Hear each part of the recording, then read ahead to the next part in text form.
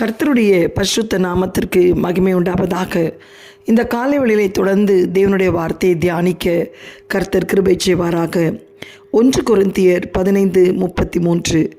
மோசம் போகாதிருங்கள், ஆகாத சம்பாஷணைகள் நல் ஒழுக்கங்களை கெடுக்கும்.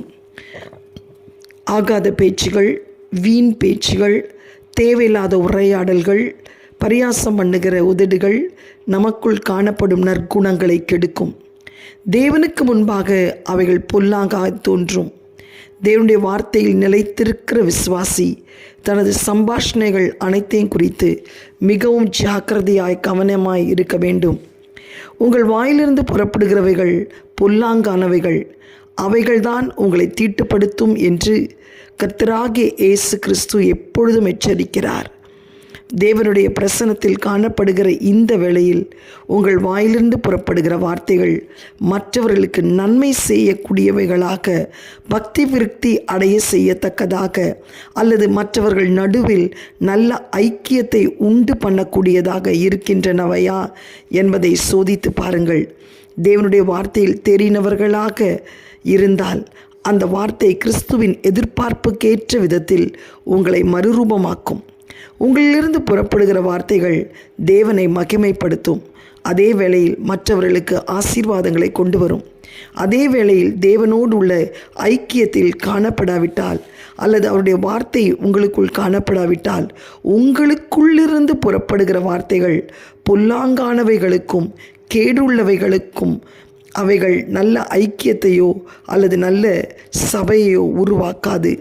இன்று உங்கள் வாழ்க்கையை, உங்கள் சம்பாஷணைகளை சற்று சோதித்தறியுங்கள். நற்கனிகளை வெளிப்படுத்தி நன்மையானவைகளை செய்யும்படி தேவ ஆவியானவள் நிரப்பப்பட்டிருக்கிறீர்களா என்பதை ஆராய்ந்து பாருங்கள். ஒவ்வொரு நாளும் இவ்வாறு ஆராய்ந்து அறிவீர்களானால் சபையும் சமுதாயமும் சிறந்து விளங்கும். தேவ பிள்ளைகள் அனைவரும் கிறிஸ்து இயேசுவுக்குள் பக்தி உள்ளவர்களாக வாழ்ந்து தேவனை மகிமைப்படுத்துவார்கள். அதே வேளையில் தவறான வார்த்தைகளால், தோற்றங்களால் அல்லது செயல்களால் ஒருபோதும் வஞ்சிக்கப்படாதிருங்கள். அவைகள் பார்ப்பதற்கு நலமாய் தோன்றினாலும் தேவனுடைய பார்வையில் ஒருபோதும் அங்கீகரிக்கப்படாதவைகள். இப்பூமியில் வாழும் நாட்களில் வஞ்சிக்கப்படாமலும் மற்றவர்களை வஞ்சியாமலும் இருக்க வேண்டும் என்கிற எச்சரிப்பை தேவனிடத்தில் பெற்றிருக்கிறீர்கள். எனவே எச்சரிப்புடன் நீதியுடன் வாழுங்கள். தேவனுடைய எதிர்பார்ப்புக்கேற்ற விதத்தில் வாழும்படி இன்றே உங்களை அர்ப்பணியுங்கள். தேவையில்லாத வார்த்தைகள், தூஷ்ணமான வார்த்தைகள், ஆகாத சம்பாஷணைகள், மற்றவர்களை குற்றப்படுத்துகிற வார்த்தைகள், மற்றவர்களை பற்றி மற்றவரிடத்திலே சொல்லும் வார்த்தைகள், இதையெல்லாம் தவிர்க்க பழகுங்கள். துதிப்பதற்கு தேவன் உங்கள் நாவை அபிஷேகித்து வைத்திருக்கிறார். துதித்தலும் சபித்தலும் ஸ்தோத்திரமும் ஆத்திரமும் கோபமும் அன்பும் ஒரே நாவிலிருந்து புறப்பட முடியாது. அது கர்த்தருக்கு ஸ்தோத்திரம். ஒரே கிணற்றிலிருந்து உப்பு நீரும் நல்ல நீரும் வராது. இன்றைக்கு உங்கள் வாழ்க்கை ஒரே மரம் நல்ல கனி கெட்ட கனி கொடுக்க முடியாது. இன்றைக்கு ஆண்டவருக்கு உங்களை அர்ப்பணித்து செபியுங்கள். அன்றைக்கு தாவீதை சிமேயி தூஷித்த போது பேலியாளின் மகன் என்று சொல்லி மண்ணை எடுத்து தூவி அவன் தலையின் மேல் போட்டபோது அபிசாய் சொன்னான், அவனை கொன்றுவிடலாம் என்று. ஆனால் தாவீது அதுக்கு மறு உத்தரவு சொன்ன வார்த்தை என்ன? கர்த்தர் என்னை சிறுமைப்படுத்தும்படி ஒருவேளை சிமையை எழுப்பியிருக்கலாம் என்று சொல்லி.